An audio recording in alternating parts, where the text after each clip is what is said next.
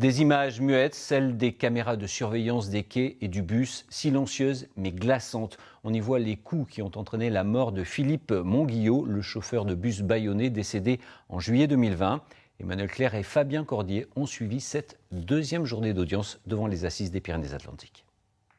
Une journée d'audience éprouvante pour la famille Monguillot. Aujourd'hui, au tribunal de Pau, Véronique Monguillot et ses filles qui sortiront plusieurs fois de la salle, notamment lors de la diffusion des images de vidéosurveillance prises ce 5 juillet 2020 au soir. Des vidéos qui montrent deux coups déterminants pour comprendre l'enchaînement des faits. Le premier est donné par le chauffeur lui-même alors qu'il a quitté son poste de conduite pour aller au contact des jeunes au fond du trambus. Les avocats des deux accusés pointent une attitude aux conséquences désastreuses.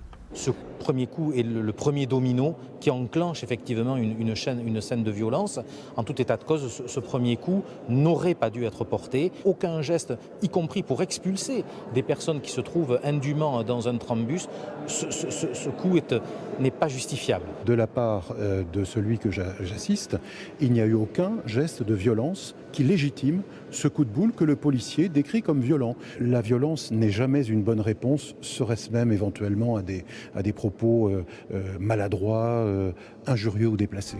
L'avocat de la famille Monguillot, lui, refuse de voir en ce geste la cause unique du drame. Il veut mettre en relief une ambiance délétère entre le chauffeur du bus et des jeunes délinquants. Insultes, pression, tout pour provoquer Philippe Monguillot.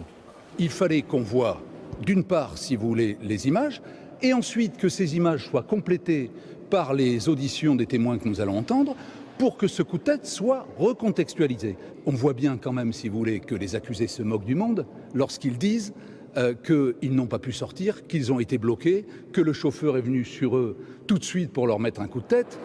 Le second coup révélé par les vidéos à l'arrêt Balichon est celui, le dernier, porté par Wissem Manaï à Philippe Monguillot qui s'effondre sur le sol de tout son long. La salle d'audience, stupéfaite, reste glacée d'effroi par la violence du geste.